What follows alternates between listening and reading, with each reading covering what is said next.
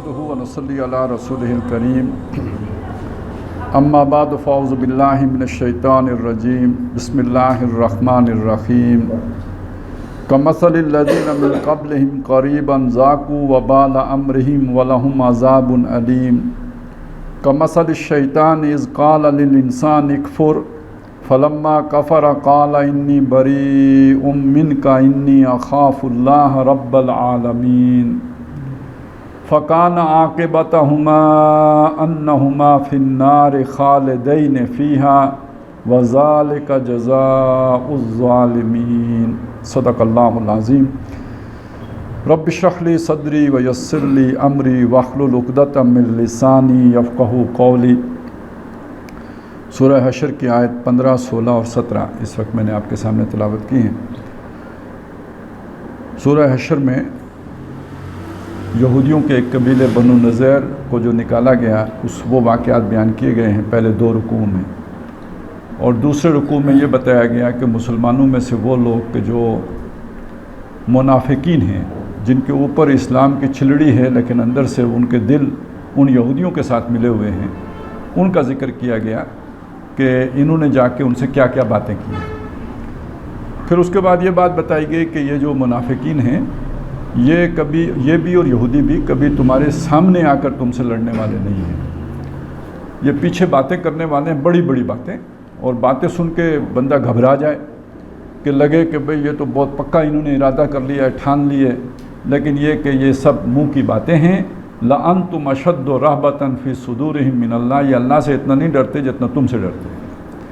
اور تَحْسَبُهُمْ جَمِيعًا وَقُلُوبُهُمْ شَتَّىٰ، تمہیں لگتا ہے یہ ایک ہیں، ان کے دل پھٹے ہوئے ہیں۔ لَا يُقَاتِلُونَكُمْ جَمِيعًا، یہ کبھی متحد ہو کر تمہارے خلاف نہیں لڑیں گے، سامنے آ کے دل جمعی سے تمہارے مقابلے میں نہیں کھڑے ہوں گے۔ یہ بہت واضح، جسے کہتے ہیں نا 2 ٹوک، قرآن مجید نے یہ بات بتائی ہے۔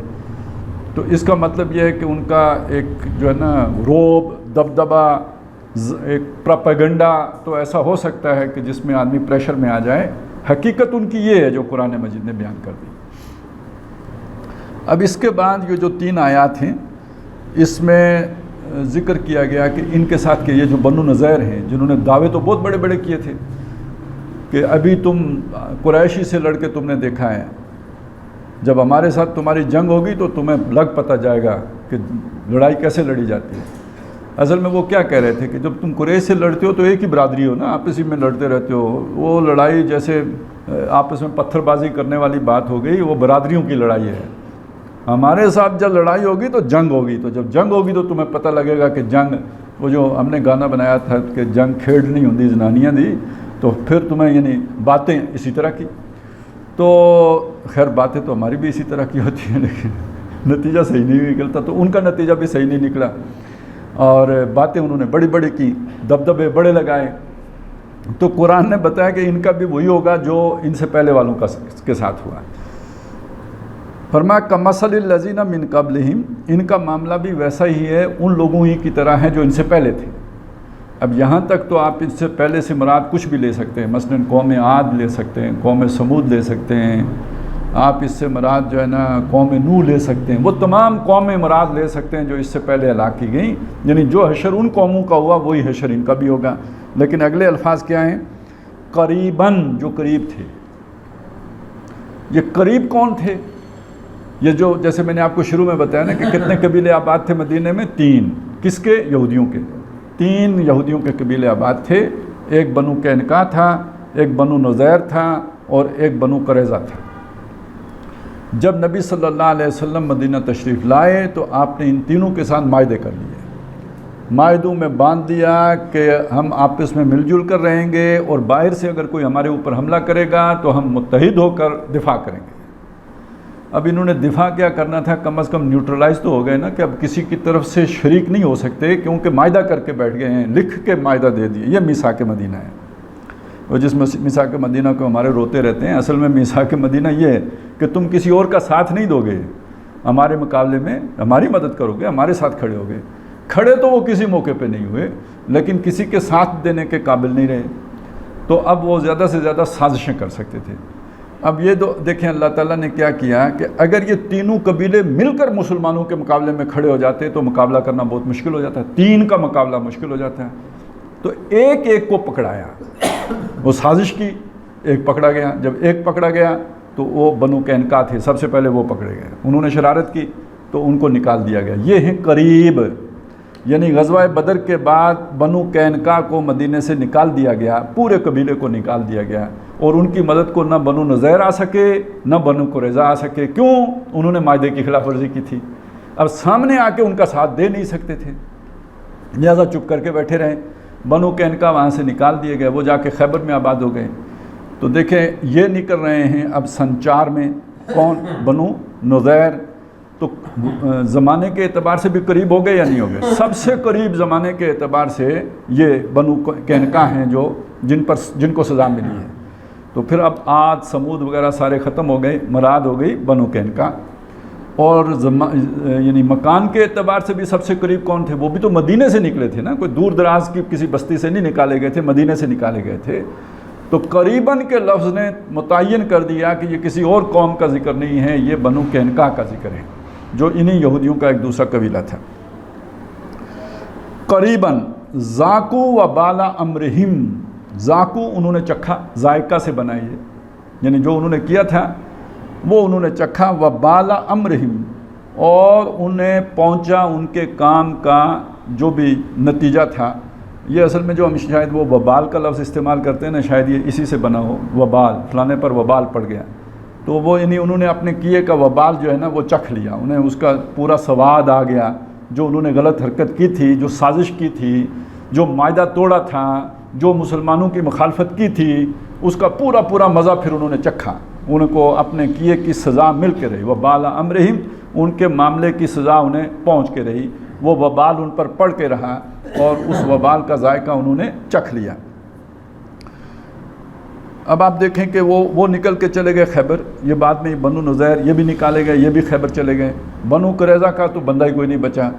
ان کا ذکر آپ کو ملے گا سورہ احزاب میں، آیت نمبر شاید 26-27 ہوگی، یعنی تیسرے رکوع کی آخری 2 آیتیں ہیں، اس میں آپ کو ان کا ذکر مل جائے گا. یہ قرآن مجید کے یہ 4 مقامات آپ ذہن میں رکھیں. ایک مقام یہ ہے تو اس میں بنو نذیر کا ذکر ہے، ساتھ ضمناً بنو قینقاع کا ذکر آ گیا، قریب والوں کا. تو ایک مقام یہ ہے. دوسرا مقام میں نے آپ کو بتایا غزوہ سورہ احزاب کا ہے، تیسرا رکوع اس کی آخری 2 آیتیں، جس میں بنو قریظہ کا ذکر آ گیا کہ ان کو بھی مدینے سے نکال، یعنی ان کو تو قتل کر دیا گیا، 700 بندے ان کے مارے گئے، قتل ہوئے. تو تینوں قبیلے مدینے سے نکل گئے، ایک تو بالکل ختم ہو گیا اور 2 نکل کے جا کے خیبر میں آباد ہو گئے. پھر ان کا ذکر آپ کو ملے گا سورہ اپنا فتح میں، سورہ لقد صدق اللہ رسولہ الرؤیا بالحق لتدخلن المسجد الحرام ان شاء اللہ آمنین مقصرین رؤوسکم آمنین محلقین رؤوسکم ومقصرین لا تخافون فعلم ما لم تعلموا فجعل من دون ذلک فتحا قریبا. ایک فتح وہ تھی جو انا فتحنا لک فتحا مبینا، اور ایک یہ کہ اس کے نتیجے میں آپ جائیں گے، عمرہ کریں گے، اور بعض مسلمانوں تم کٹواؤ گے بھی اور ترشواؤ گے بھی، اور یہ کہ امن کے ساتھ اور چین کے ساتھ جا کے اگلے سال عمرہ کرو گے. اس کے علاوہ اللہ نے قریب ایک اور فتح بھی تمہارے لیے لکھ دی ہے. وہ قریب کی فتح خیبر کی فتح تھی. یعنی سن 6 میں وہ انا فتحنا لک فتحا مبینہ کی صورت ہوئی، صلح حدیبیہ ہو گئی، اور سن 7 میں نبی صلی اللہ علیہ وسلم نے خیبر پر حملہ کر کے یہ جو بنو قینقاع اور بنو نذیر جا کے وہاں آباد ہوئے تھے، پہلے سے بھی ان کے وہاں پہ ایک آبادی موجود تھی، ان سب کا کلا کما کر دیا. تو اب یہ کتنے مقامات ہو گئے جی؟ سورہ حشر کا یہ مقام ہو گیا، سورہ احزاب کا تیسرا رکوع کی آخری 2 آیتیں ہو گئیں، اور سورہ فتح کے جو یہ 4تھا رکوع ہے اس کی پہلی آیت ہو گئی. اب آ جائے ایک اور جگہ ذہن میں رکھ لیں، سورہ توبہ. سورہ توبہ کا جو تیسرا رکوع ہے اس میں ذکر آیا کہ اب ان سے جنگ کرو جہاں کہیں بھی یہ تمہیں ملیں، اور اس وقت تک ان کے ساتھ جنگ کرو یا تو یہ دین حق کو تسلیم کر لیں، اور اگر دین حق کو تسلیم نہیں کرتے تو یوت الجزیۃ عن ید وہم صاغرون، جزیہ اپنے ہاتھ سے دینے پر آمادہ ہو جائیں اور چھوٹے بن کر رہنے کے لیے تیار ہو جائیں. تو جنگ ختم کر دو، نہیں تو ان کے ساتھ تمہاری جنگ جاری رہے گی۔ یہ ہیں ٹوٹل قرآن مجید کے 5 مقامات اگر آپ ذہن میں رکھیں تو یہودیوں کے بارے میں قرآن کا جو بیانیہ کہیں اب، یا جو بھی قرآن کا جو وہ ہے نا، یعنی ان کے لیے جو آرڈر تا صبح قیامت تک کے لیے وہ بیان کر دیا گیا کہ ان کے ساتھ اب یہ تمہارا معاملہ رہے گا، حتیٰ یؤتوا الجزیۃ عن یدٍ وہم صاغرون۔ اب یہ چیز بہت کھلتی ہے لوگوں کو۔ آپ سنتے ہیں نا سورہ توبہ نصاب میں شامل ہو گئی تو سورہ توبہ نصاب سے نکل گئی، تو وہ یہ سورہ توبہ جو ہے نا، جیسے شیطان کے لیے لا حول ولا قوت الا باللہ ہے، اس لیے اس طرح ہے یہ سورہ توبہ۔ ویسے بھی اس کے شروع میں بسم اللہ بھی نہیں ہے، تو وہ حضرت علی رضی اللہ تعالیٰ عنہ کا قول تو یہ ہے نا کہ یہ بسم اللہ اس کے شروع میں اس لیے نہیں ہے کہ یہ تو ننگی تلوار کی صورت میں نازل ہوئی، تو وہ ننگی تلوار آج بھی ہے، یہ تو صرف ایک آیت کا حوالہ میں نے آپ کو دیا نا، اس میں اور بھی بہت کچھ ہے، اس لیے وہ سورہ توبہ سے توبہ توبہ، کیا مسلمان کیا کافر سب توبہ توبہ کرتے ہیں۔ تو وجہ اس کی یہ ہے کہ اس میں مسلمانوں کو قیامت تک کے لیے مینیفیسٹو دے دیا گیا ہے کہ آپ کی ان کے ساتھ جنگ رہے گی یہاں تک کہ یہ چھوٹے بن کے رہنے کے لیے تیار ہو جائیں اور جزیہ دینا شروع کر دیں، یؤتوا الجزیۃ عن یدٍ وہم صاغرون۔ تو یہ بات پھر اب ہضم نہیں ہوتی۔ خیر چلیں، یہ پہلی بات تو یہ ہو گئی جی کہ ان کے ساتھ بھی وہی ہوا جو ان کے پہلے والوں کے ساتھ ہوا تھا۔ کمثل الذین من قبلہم قریبا ذاقوا وبال امرہم ولہم عذاب علیم، اور ان کے لیے دردناک عذاب ہے۔ اس کا کیا مطلب؟ یعنی یہ تو دنیا میں ہوا ان کے ساتھ، جو بھی ہوا یہ دنیا میں ہوا ہے، آخرت میں ان کے لیے دردناک عذاب ہے جو اللہ تعالیٰ نے تیار کر رکھا ہے۔ یہ علیم کا لفظ جو ہے نا، یہ علم سے بنا ہے، المناک موت، یہ آپ نے سنا ہوگا، اخباروں میں پڑھا ہوگا، خبروں میں سنا ہوگا، بات چیت میں بھی آتا ہے۔ تو یہ علم وہ ہے، اور ایک علم وہ ہوتا ہے جو جھنڈا ہوتا ہے، اور یہ جو ہے نا یہ علم حمزہ کے ساتھ ہے، یعنی الف کے ساتھ، اور اس کا مطلب ہوتا ہے دکھ، درد۔ اصل میں علم کہتے ہیں درد کو، جو آپ کو کوئی کانٹا چبھے تو علم ہوا، تو علم ناک ہونا دردناک ہونا، یعنی علم ناک دردناک ہم معنی الفاظ ہیں، بالکل مترادف ہیں۔ اور یہ جو ہے عذاب علیم کا مطلب ہوگا دکھ دینے والا، درد دینے والا، تکلیف دینے والا، انہیں عذاب ہوگا۔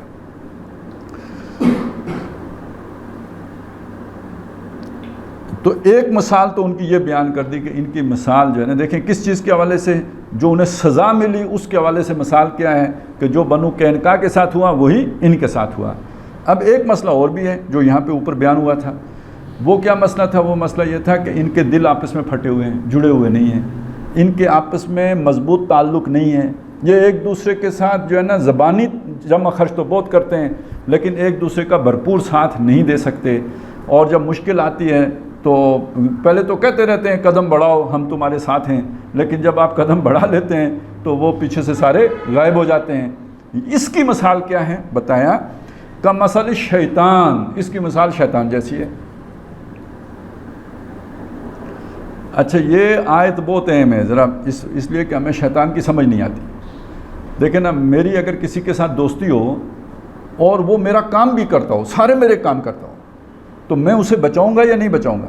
کوئی مشکل ہو تو اس سے نکالنے کی کوشش کروں گا، وہ کوئی اس پر مصیبت آ رہی ہو تو جو میرے بس میں ہوگا اس کے لیے کروں گا۔ ہماری سوچ یوں ہوتی ہے، شیطانوں کی سوچ یوں نہیں ہوتی۔ شیطان کی سوچ کو اگر آپ نے سمجھنا ہو تو پہلے تو یہ آیت میں سنا لوں، پھر آپ کو واقعہ سناؤں گا، اس سے آپ کو وہ شیطان کا طریقہ سمجھ میں آئے گا، شیطان کرتا کیا ہے۔ فرمایا کمثل الشیطان، ان کی مثال شیطان جیسی ہے۔ یہ جو مفادات کے تحت جو ایک دوسرے کے ساتھ تعلق قائم کرتے ہیں، ان کی مثال شیطان جیسی ہے۔ اذ قال للانسان، جب اس نے کہا انسان کو، یا کسی بھی انسان کو جب وہ یہ بات کہے، اکفر، کفر کرو، یعنی میری دوستی چاہیے تو کفر کرو۔ اب یہ آپ ذہن میں رکھیں کہ جادو کفر ہے۔ کیوں کفر ہے؟ جب تک آپ کفر نہ، جادو ہوتا کیا ہے پہلے جادو کو سمجھ لیجئے۔ جادو در حقیقت شیاطین جن کے ساتھ دوستی کرنے کا نام ہے۔ اچھا، جو ان کے ساتھ دوستی کر لیتے ہیں وہ ہمیں یہ نہیں بتائیں گے کہ ہماری ان کے ساتھ دوستی ہو گئی ہے، وہ یہ بتاتے ہیں کہ میں نے جن قابو کر لیا ہے۔ قابو کوئی نہیں کر، جن کو کوئی کیسے قابو کر سکتے ہیں؟ آپ خود سوچیں بھائی، جن آدمی کو قابو کرے گا یا آدمی جن کو قابو کرے گا؟ آپ اسے دیکھ ہی نہیں سکتے، وہ آپ کو دیکھ سکتا ہے۔ آپ سے وہ طاقتور ہے، آپ کمزور ہوں، آپ کیسے اسے قابو کرو گے؟ جن کو انسان نہیں قابو کرتا، جن انسان کو قابو کرتا ہے۔ جن سے کتنی احتیاط کرنی چاہیے کہ نبی صلی اللہ علیہ وسلم سے زیادہ روحانی طاقت تو کسی کی نہیں ہو سکتی نا۔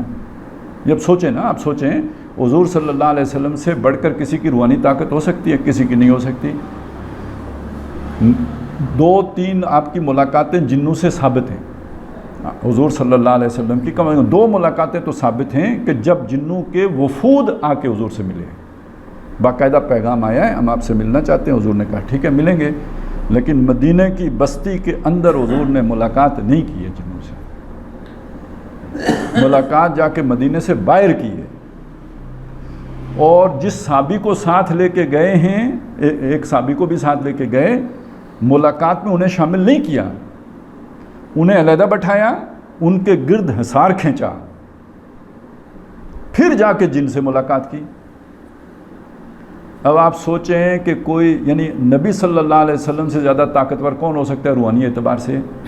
آپ جنوں پر بھروسہ نہیں کر رہے کہ یہ میرے ساتھی کے ساتھ کوئی شرارت نہیں کریں گے، اس کو علیحدہ بٹھا کے اس کے گرد حصار کھینچ کے پھر جا کے جنوں سے ملاقات کی ہے، اور انہیں اپنے گھر نہیں بلایا، مدینہ کے اندر نہیں بلایا، باہر جا کر ان سے ملے۔ باقی جو جنات مدینہ میں ہوتے تھے وہ کوئی ملاقات کرنے نہیں آئے ہوتے تھے۔ دیکھیں یہاں بھی جن ہوں وہ ہمیں نقصان نہیں پہنچا سکتے، ہم اللہ کی حفاظت میں ہیں، لیکن جب میں ملاقات کی خواہش کر لوں گا، اب گویا میں نے ان کو جیسے انٹری ویزا ہوتا ہے نا وہ دے دیا، اب اللہ کی حفاظت ہٹ جائے گی۔ تو وہ ملاقات نبی صلی اللہ علیہ وسلم نے مدینہ کے اندر نہیں کی، جو اپنی مرضی سے اگر ملاقات ہوئی ہے تو وہ حضور نے نہیں کی۔ ہاں جن وہاں پہ سانپ کی شکل میں ہو تو ہو، جن اگر وہاں مخفی طور پہ ہو تو ہو، وہ ایک علیحدہ بات ہے، وہ نقصان اس صورت میں نہیں پہنچا سکتا جب تک کہ آپ کی خود اس سے ملاقات کی خواہش نہ ہو۔ لیکن جب آپ خود ملنے کے لیے گئے تو اس اہتمام کے ساتھ مدینہ میں شہر کے اندر ملاقات نہیں کی، باہر جا کر کی، جو ساتھی ساتھ لے کے گئے ان کے گرد حصار کھینچا، اس کے بعد ملاقات کی۔ اور یہ کون جن تھے؟ یہ مسلمان جن تھے۔ اور کیسے مسلمان جن تھے؟ جو نبی صلی اللہ علیہ وسلم کے ہاتھ پہ مسلمان ہوئے تھے، ان سے بھی اتنی احتیاط ہے۔ اچھا پھر یہ بھی ذہن میں رکھیں کہ آپ صلی اللہ علیہ وسلم نے یہ بات بھی فرمائی ہے کہ جن کی خبر کی کبھی تصدیق نہ کرو، جن اگر مسلمان بھی ہو جائے تو جھوٹ بولنے سے نہیں جاتا۔ اگر یہ بات اس پر ہمارا ایمان ہو تو اب وہ جو ناخن دیکھ کے کہتا ہے کہ جی وہ فلانے نے چوری کی ہے تو فلانے نے چوری کی ہے، وہ سارے الو نہیں بنا رہے ہوتے آپ کو؟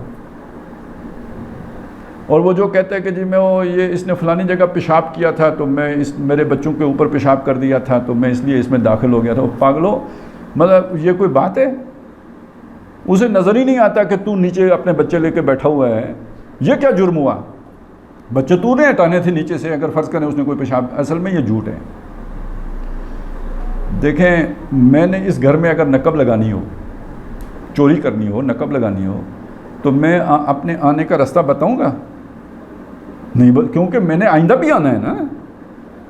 وہ رستہ آپ بلاک کر دیں گے، اس رستے پہ پیرا بٹھا دیں گے، تو جن اپنا اصل بات نہیں بتاتا ہے، یہ وہ ہمیں چکمہ دیتا ہے، جھوٹ بولتا ہے کہ وہ فلانی جگہ میں اس کے ساتھ شامل ہو گیا تھا۔ تو یہ سمجھ لیجئے کہ ان کی عادتیں ہماری عادتوں سے بالکل مختلف ہوتی ہیں، اور ان کی دوستیاں بھی مختلف ہوتی ہیں۔ تو میں آپ کو بتا رہا تھا کہ کوئی دوستی نہیں ہوتی، یہ اصل میں جن کے عبادت وہ کرتا ہے، وہ بندہ وہ گندہ رہتا ہے، وضو نہیں کر، وضو کیا، وہ ناپاک حالت میں رہتے ہیں، گناہ کبیرے کرتے ہیں۔ یہ جنوں کو راضی رکھنے کے لیے انہیں روز گندے کام کرنے پڑتے ہیں، اور روز گندہ کام کرنا اگر میسر نہ ہو تو اپنی ہی بیوی کو طلاق دے کے اسے گھر میں رکھتے ہیں تاکہ روز گناہ چڑھتا رہے، تب جن راضی ہوتا ہے۔ اب سمجھ آئی کفر کیوں ہے؟ جادو سارے کا سارا جن کے ذریعے چلتا ہے، اور جن سے دوستی اس ذریعے سے ہوتی ہے، گندے ہوں گے تو دوستی ہوگی۔ عادتوں کا اتنا فرق ہے، جیسے آپ کو کسی بدبودار گندی چیز سے جیسے آپ کو کراہت آئے گی، الٹی آئے گی، اب چوہا مرا پڑا ہو، آپ اس کی بو سونگھ کے برداشت ہی نہیں کر سکتے۔ کتنے لوگ ہوتے ہیں جن کو سچ مچ الٹی آ جاتی ہے چوہے سے؟ جن کو اس طرح کی کیفیت پاک آدمی سے آتی ہے، یعنی جو آپ کو اس طرح کی مکروہ ہے سے جو آپ کو طبیعت آپ کی خراب ہوتی ہے، جن کی طبیعت خراب ہوتی ہے پاکیزہ آدمی سے۔ آپ باوضو ہیں، آپ نہائے دھوئے ہیں، پاک کپڑے پہنے ہیں، جن کو اس سے اتنی تکلیف ہو گئی۔ اب آپ کو حفاظت سمجھ میں آ گئی نا، جن سے حفاظت کیا ہے؟ بس صاف ستھرے رہیں، آلائش، گندگی، ناپاکی کو اپنے سے دور رکھیں، اور اپنے دل کو بھی گندے خیالات سے پاک رکھیں، جن آپ کے نزدیک بھی نہیں پھٹک سکتے۔ یہ سارا کام اصل میں یہ ان آلائشوں سے ہوتا ہے، وہ آتے ہی گندی جگہوں پہ۔ تو یہ کیوں بتایا گیا کہ جب آپ لیٹرین میں جاؤ تو یہ دعا پڑھ کے جاؤ؟ وہ گندی جگہ ہے، وہاں پہ ہوتے ہیں، ہر گندی جگہ پہ وہ موجود ہوں گے، کسی صاف ستھری جگہ پہ جن نہیں ہوگا۔ اب اس کو یعنی یہ عادتوں کا فرق میں آپ کو بتا رہا ہوں۔ تو دوستی ان کی وفاداری والی دوستی نہیں ہوتی، دوستی کام نکالنے والی دوستی ہوتی ہے، اور جن آپ کا دوست ہے نہیں دوستی ہوگی وہ آپ کو نقصان پہنچانے کے لیے ہوگی۔ قرآن مجید نے یہ بات ہمیں بتائی ہے، سورہ کاف میں بتایا ہے کہ افتتخذونہ وذریتہ اولیاء من دونی، کیا ان شیطانوں کو میرے مقابلے میں اور اس شیطان کی ذریت کو، اولادوں کو میرے مقابلے میں اپنا دوست بناؤ گے؟ وَهُمْ لَكُمْ عَدُوٌّ، جبکہ وہ تمہارے دشمن ہیں۔ تو بیوقوف نہ بنو، یعنی یہ ہے اصل میں وہ ساری بات۔ اب اس میں دیکھیں یہاں شیطان کا ذکر کیا، شیطان تو ان سب کا ابا ہے، یہ تو اس کے مقابلے میں پوتنے ہیں نا، اصل تو عفریت وہ ہے نا، سب سے بڑا جن جو ہے یا سب سے بڑا شیطان۔ دیکھیں اس کی کیا عادت ہے۔ اذ قال للانسان، جب وہ انسان سے کہتا ہے اکفر، کفر کرو، فلما کفر، جب اس کے اکسانے پہ انسان کفر کر لیتا ہے، قال انی بریء منک، وہ کہتا ہے میں تجھ سے بری ہوں۔ یہ بری کا لفظ سمجھ لیں، ہم کہتے ہیں فلانا بری ہو گیا، وہ عدالت سے جو بری ہوتا ہے، یہ کیا مطلب ہوتا ہے؟ یہ وہی لفظ ہے جو سورہ توبہ کا پہلا لفظ ہے، براءۃ من اللہ، اللہ اور رسول بری ہیں۔ یہ کوئی کسی سے آپ اعلان لا تعلقی کریں تو یہ بھی کہتے ہیں نا میں فلانے سے بری ہوں، یعنی اس کے معاملے سے میرا کوئی تعلق نہیں ہے۔ تو اصل میں بری کا مطلب یہ ہوتا ہے کہ فلانے معاملے کے ساتھ فلانے آدمی کا کوئی تعلق نہیں ہے، اعلان لا تعلقی کرنا، اسی سے لفظ بنا تبرہ۔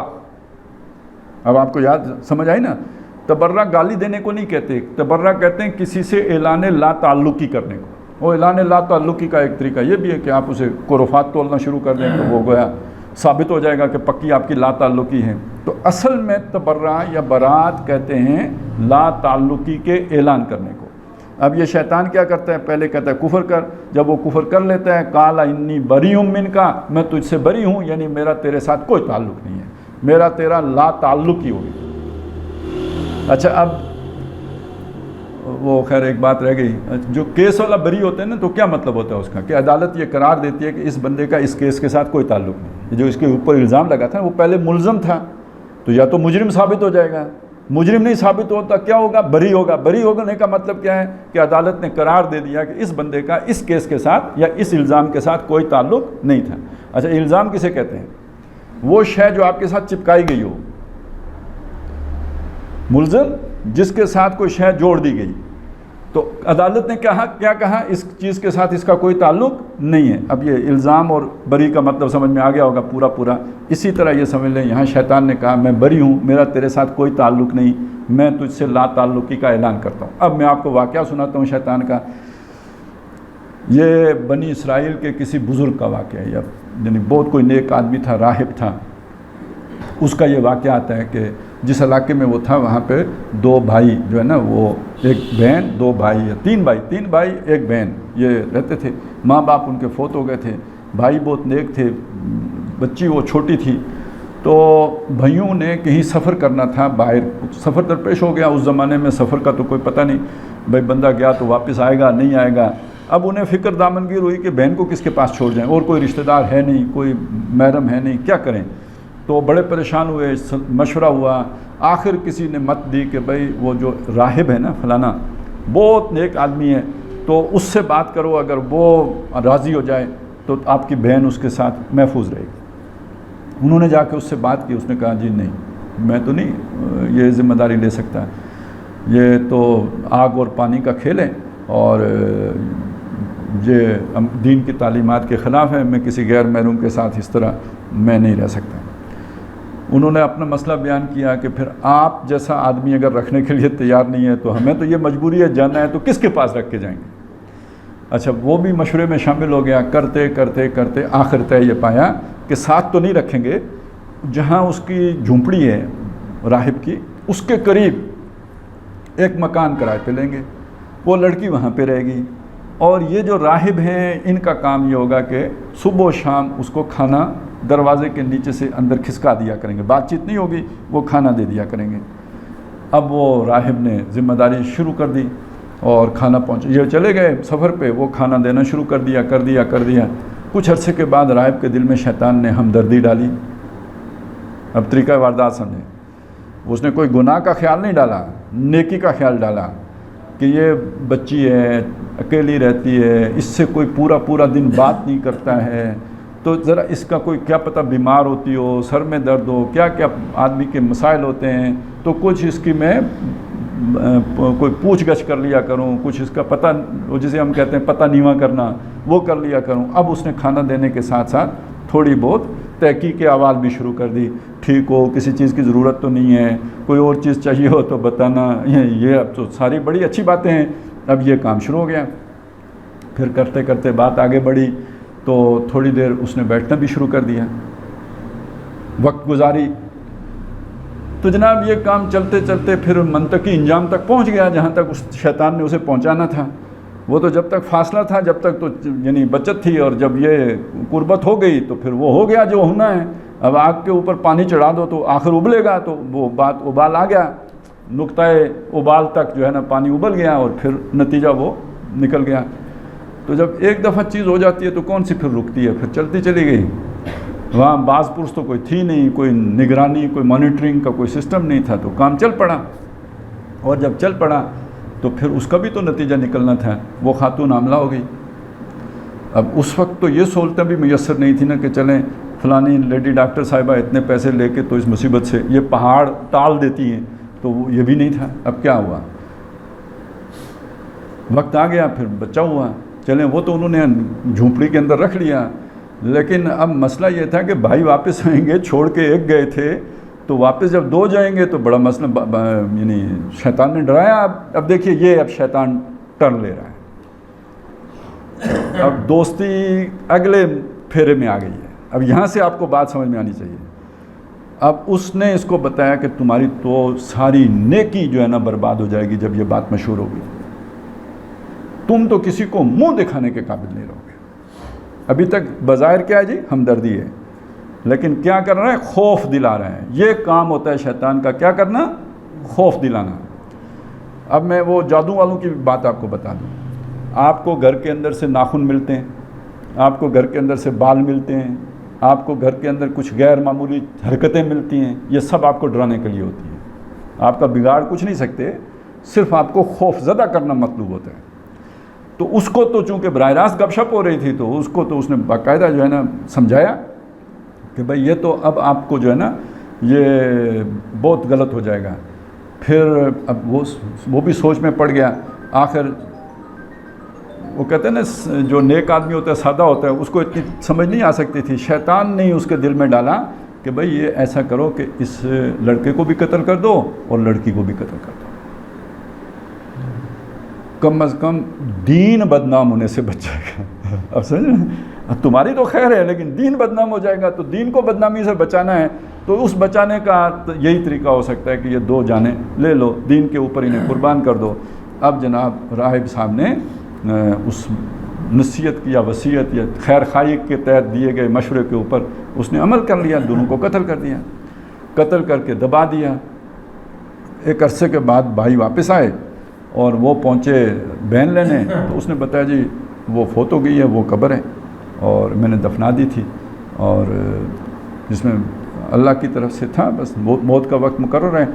تو بھائی دیکھیں نا، اتنے بزرگ آدمی کوئی بات کرے تو کون دوسری اس کے کوئی شیطانی خیال آئے گا کسی کو۔ انہوں نے کہا جی بالکل ٹھیک ہے، وہ چلے گئے۔ کہانی ختم ہو جانی چاہیے لیکن نہیں ختم ہو رہی، کیونکہ ان میں سے جو بڑا بھائی ہے اس نے خواب میں دیکھا، یہ پورا واقعہ دیکھا کہ ان کی بہن، اس کی بہن کو راہب صاحب نے قتل کیا ہے، اور اس وجہ سے قتل کیا ہے۔ اس نے یہ خواب کسی کو سنانا بھی گستاخی سمجھا، سمجھ آئی؟ یہ خواب کسی کو سنانا بھی گستاخی سمجھا۔ اگلے دن وہی خواب درمیانے بھائی کو آ گیا، اس نے بھی توبہ کی، سب لا حول ولا قوت، بائیں طرف تھوکا ہوگا، کیا بیکار خواب دیکھا ہے۔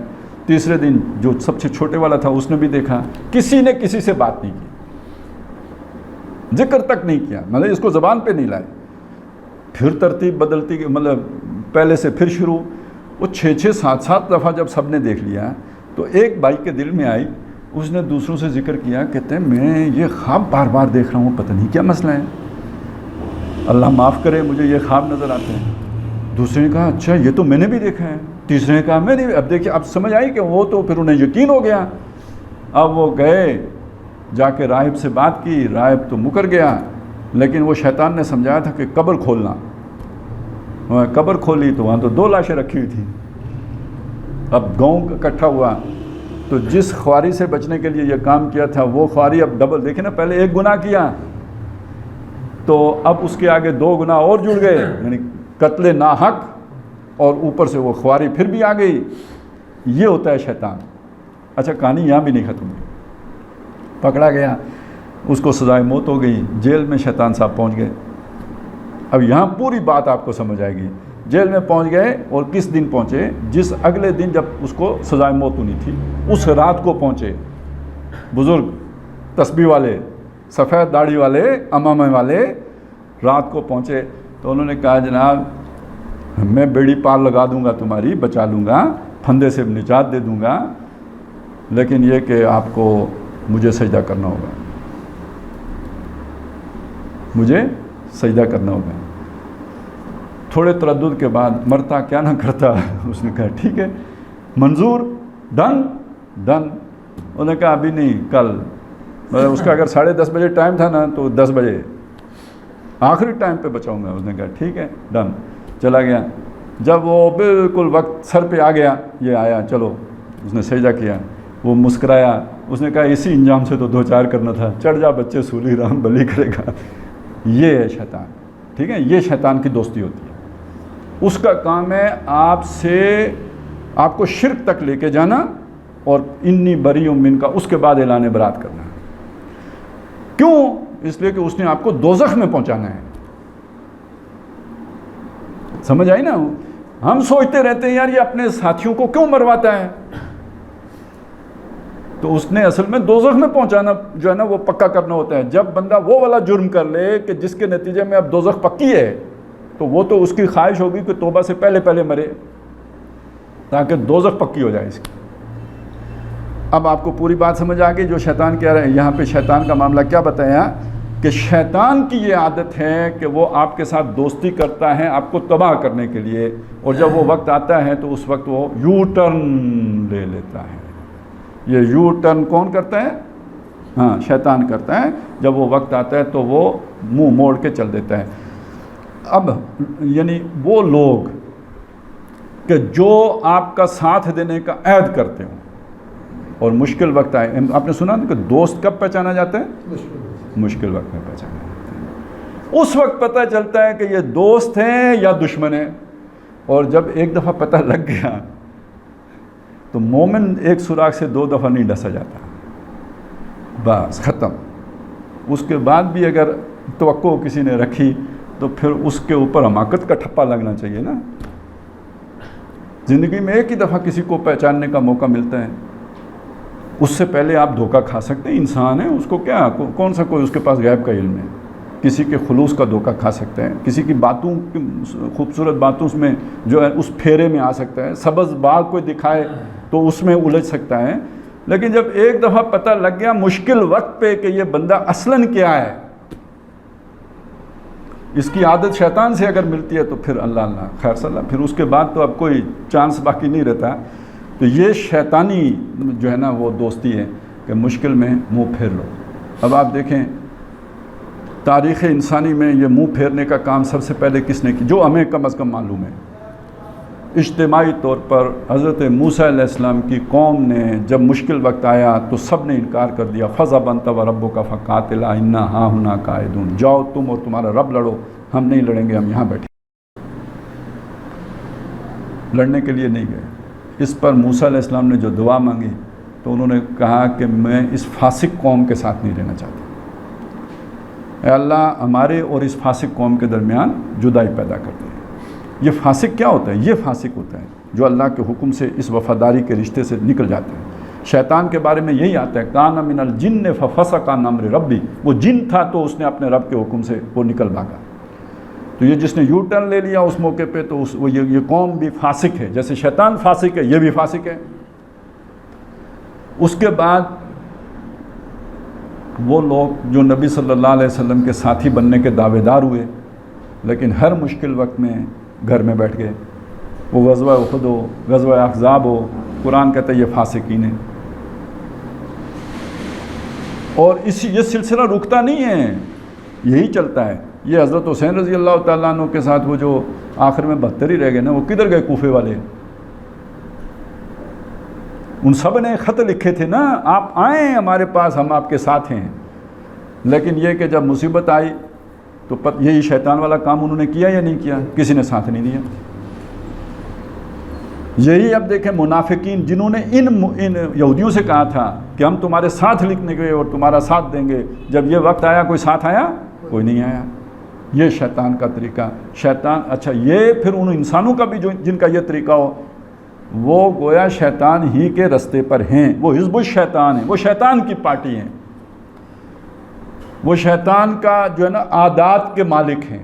وہ بات ہے جس کی طرف یہاں پہ اشارہ کیا کہ ان کی مثال شیطان جیسی ہے، جو انسان سے کہتا ہے یہ الٹا کام کرو، اور جیسے میں نے آپ کو پورا وہ کہانی سنائی، اور جب بندہ وہ الٹا کام کر لیتا ہے وہ کہتا ہے انی بری من کا، میں تجھ سے بری ہوں، انی اخاف اللہ، میں اللہ سے ڈرتا ہوں، رب العالمین جو سارے جہانوں کا رب ہے۔ اچھا ڈرتا ہے؟ اللہ سے ڈرتا ہے؟ نہیں ڈرتا۔ کیوں کہتا ہے؟ طنز کرتا ہے، جھوٹ بولتا ہے۔ اور یہ بات یہی اس نے نہیں کی، یعنی یہ تو اللہ تعالیٰ بیان کر رہے ہیں نا کہ اس کا یہ طریقہ واردات ہے۔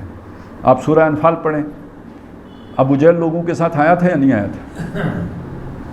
ساتھ آیا تھا، وہ اس کی پارٹی کے لوگ تھے۔ ابو جہل کس کی پارٹی کا ہے؟ شیطان کی پارٹی کا تھا۔ لیکن اس نے کیا کیا ابو جہل کے ساتھ کہ ابو جہل کو یہ شک پڑا کہ فلانے قبیلے کا سردار ہمارے ساتھ نہیں ہے، پتہ نہیں، ہم ان کے ساتھ تھوڑی چپکلش بھی تھی، ہم اگر بدر میں جاتے ہیں تو پیچھے سے وہ کہیں مکے پر حملہ نہ کر دیں۔ اس وجہ سے ابو جہل رک رہا تھا، سوچ آ جاتی ہے نا، سیکنڈ تھاٹ آ جاتی ہے۔ شیطان اس قبیلے کے سربراہ کا بھیس بدل کے آ گیا، اس نے کہا تم فکر نہ کرو، میں تمہارے ساتھ ہوں۔ ابو جہل کو یہ نہیں پتہ یہ شیطان ہے، ابو جہل یہ سمجھ رہا ہے فلانے قبیلے کا سردار، اس کی فکر ختم ہو گئی۔ وہ جو اسے فکر تھی کہ مکے پر وہ فلانے قبیلے کا سربراہ حملہ نہ کر دے، وہ فکر جاتی رہی، ختم ہو گئی۔ اب وہاں سے شیطان بھی ساتھ اس قبیلے کے سربراہ کے روپ میں ساتھ آ گیا۔ بدر میں جب اس نے فرشتے دیکھے، اب اسے پتہ لگ گیا کہ اے گئے بھائی، ان کا کام پورا ہو۔ وہ جو رائے والی کہانی سنائی، جو ہی اسے سمجھ آئی، اس نے کہا انی اخاف اللہ، جو مجھے نظر آتا ہے وہ تمہیں نظر نہیں آتا، تو میں تو اللہ سے ڈرتا ہوں۔ اصل میں مسئلہ یہ نہیں تھا، یہ بھی جھوٹ بول کے گیا تھا۔ اصل میں مسئلہ یہی تھا کہ بس جب پھنس گئے، جب اس نے دیکھا گردن پھنس گئی ہے، تو اب اس نے وہاں بیٹھ کے کیا کرنا ہے؟ اس کو تو کسی نے قتل نہیں کرنا تھا، اس کو تو اللہ تعالیٰ نے قیامت تک کے لیے مہلت دی ہوئی۔ اسے کیا ڈر تھا؟ ڈر کوئی نہیں تھا۔ اصل مسئلہ یہ تھا کہ وہ جب کڑکی میں پھنسا چکا، اب اس کا کام ختم۔ تو اس کا اصل کام یہ ہے کہ اپنے دوستوں کو لا کے، جو کام ہم لکڑی کے ساتھ کرتے ہیں نا، سردیوں میں کاٹ کے لا کے ڈھیر لگاتے ہیں، تو سردیاں اس کی اچھی گزارنے کے لیے نہیں لگاتے، اپنی اچھی گزارنے کے لیے لگاتے ہیں، ایک ایک کو چولہے میں دیتے جاتے ہیں۔ تو شیطان اپنے دوستوں کو ایک ایک کو دوزخ میں ڈالتا جاتا ہے، یہی اس کی کامیابی ہے۔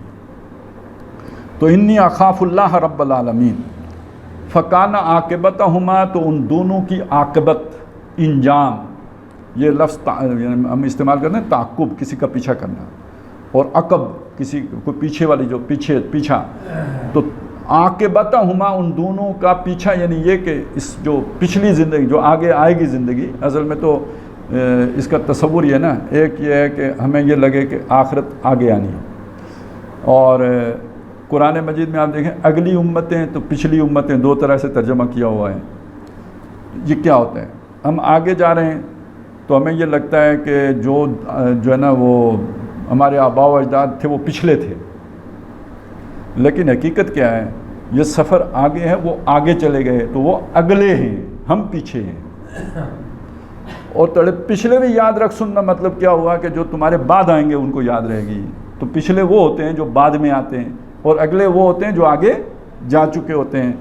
تو اب یہاں پہ یعنی وہ جو جتنے بھی پیچھے بھی آئے یا جو ان کی جو پیچھے اب یہ اس اعتبار سے دیکھیں نا تو دنیا کے مقابلے میں جو پیچھے آنے والی زندگی ہے یعنی بعد میں آنے والی زندگی ہے اسے عاقبت کہتے ہیں, انجام بھی کہتے ہیں. عاقبت انجام بھی معنی کرتے ہیں اور وہ پچھلی زندگی بھی اس کا معنی کرتے ہیں. تو فکانہ عاقبتہما تو یہ بھی کہہ سکتے ہیں ہم کہ ان دونوں کی سزا یہ ہے اور یہ بھی کہ ان کا انجام یہ ہے, ان کی آخرت یہ ہے. انہما فی النار خالدین فیہا, وہ دونوں کون دونوں؟ بنو قینقاع اور بنو نذیر. بڑے نیک لوگ ہیں, ان میں نمازی پریزی بھی ہیں, لیکن ان کا انجام یہ ہے کہ یہ دوزخ میں ہوں گے. اور خالدین فیہا, ہمیشہ کے لیے اس میں ہوں گے. وذالک جزاء الظالمین, اور ظالم جو لوگ ہیں, ناانصاف جو لوگ ہیں, اپنے عہدوں کو توڑ دینے والے جو لوگ ہیں اور معاہدہ کر کے اس سے پھر جانے والے جو لوگ ہیں, ان کی یہی سزا ہے, یہی انجام ہے ان کا اور یہی ان کا بدلہ ہے.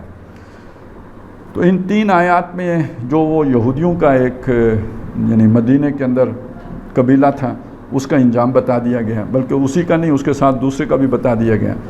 اور ساتھ ہی اس کو اسلوب ایسا اختیار کیا گیا کہ ابد الآباد تک کے لیے انسانوں کو رہنمائی دے دی گئی ان لوگوں کے بارے میں کہ جو شیطان کے ساتھ دوستی گانٹتے ہیں کہ یہ ان کا انجام ہوتا ہے, اس انجام سے وہ دوچار ہوں گے. اس کے بعد جو آخری رکوع ہے یہ بہت ہی جامع رکوع ہے اور دین کی بہت ہی اہم باتیں, بڑی بنیادی باتیں اور انسان سے متعلق حقیقت انسان حقیقت میں ہے کیا. یہ کوئی کہتا ہے بندر سے بنا ہے, کہتے ہیں نا آج کل تو خیر بندر والے دور بھی آ گئے ہیں. اور ویسے دیکھیں تو حیوان تو لگتا ہی ہے, ان کی بھی 4 ٹانگیں ہوتی ہیں, اس کی 2 بازو 2 ٹانگیں, تو وہ تھوڑا سا ہی فرق ہے. باقی ان کا بھی نظام ہے, اس کا بھی نظام ہے, ان کی بھی 2 آنکھیں ہیں, اس کی بھی 2 آنکھیں ہیں, 2 کان ادھر ہیں 2 کان ادھر ہیں, تھوڑا بہت فرق ہے, باقی سارا ایک جیسا ہی لگتا ہے. تو آیا یہ بس ایک حیوان ہے یا یہ کہ اس کے اندر اللہ تعالیٰ نے کوئی ملاکوتی جو ہے نا وہ عنصر بھی شامل کیا ہوا ہے. یہ ایک طرف یہ بات آئی ہے. دوسری طرف یہ کہ یہ اس کی وہ جو اس کے اندر اصل حقیقت ہے اس کو غذا کیسے ملتی ہے, جلا کیسے ملتی ہے, یہ انسان اللہ کی طرف رغبت کیسے کرتا ہے اور اللہ سے ہٹ کیسے جاتا ہے, یہ اس آخری رکوع میں در حقیقت یہ مضامین کھولے گئے ہیں. بہت ہی دقیق مضامین ہیں, بڑے گہرے مضامین ہیں, بہت جامع مضامین ہیں. اور اس سورہ مبارکہ کے ساتھ ان کا تعلق یہ ہے کہ وہ اللہ والے کون ہوتے ہیں جو اللہ کی خاطر وہ قربانیاں دیتے ہیں, جن کا ذکر آیا تھا نا. کون سا ذکر کہ یوسرون علی انفسہم ولو کان بہم خصاصہ, اللہ کے لیے اپنا سب کچھ لٹانے کے لیے تیار ہوتے ہیں, دوسروں کو اللہ کی خاطر ترجیح دیتے ہیں, خود ضرورت مند ہی کیوں نہ ہوں, اپنا گھر بار چھوڑ کے آ گئے, کاروبار چھوڑ کے آ گئے. یہ کون لوگ ہیں, کیوں ہے, یہ کیسے ہو گیا؟ مال سے آدمی کو بڑی محبت ہوتی ہے, انہیں مال اللہ کی خاطر قربان کرنے میں. سارے گھر میں سارا گھر کا سامان لے کے ابو بکر آ گئے, آدھا سامان لے کے حضرت عمر آ گئے. یہ شخصیات, یہ کردار تیار کیسے ہوتے ہیں, یہ سوچ بنتی کیسے ہے؟ اگر سوچ بن جائے, فکر بن جائے, یہ فکر بنتی کیسے ہے, یہ سوچ بنتی کیسے ہے, یہ اس رکوع کا مضمون ہے اور بہت اہم ہے اس اعتبار سے. تو اللہ تعالیٰ ہمیں ان مضامین کو سمجھنے کی توفیق عطا فرمائے. آج جو اعلان کیا ہمارے عبدالصبور ماموں نے, بڑا غیر معمولی اعلان تھا, مجھے بھی چونکا دیا انہوں نے. لیکن یہ کہ یہ اصل میں انہوں نے اسلوب جو ہے نا مستعار لیا ہے ایک حدیث سے.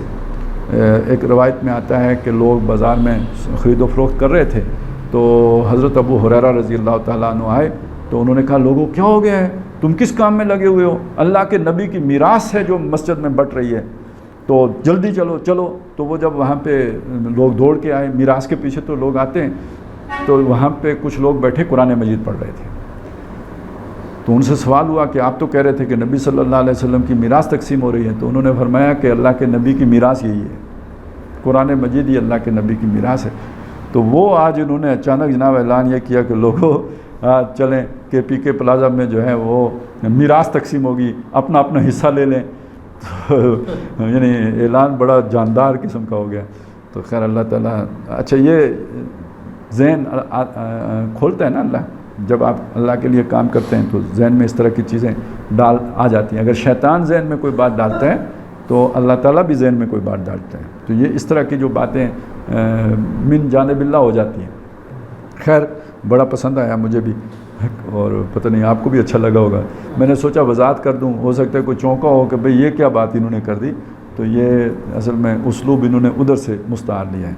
اقول قولی ھذا واستغفر اللہ لی ولکم ولسائر المسلمین والمسلمات.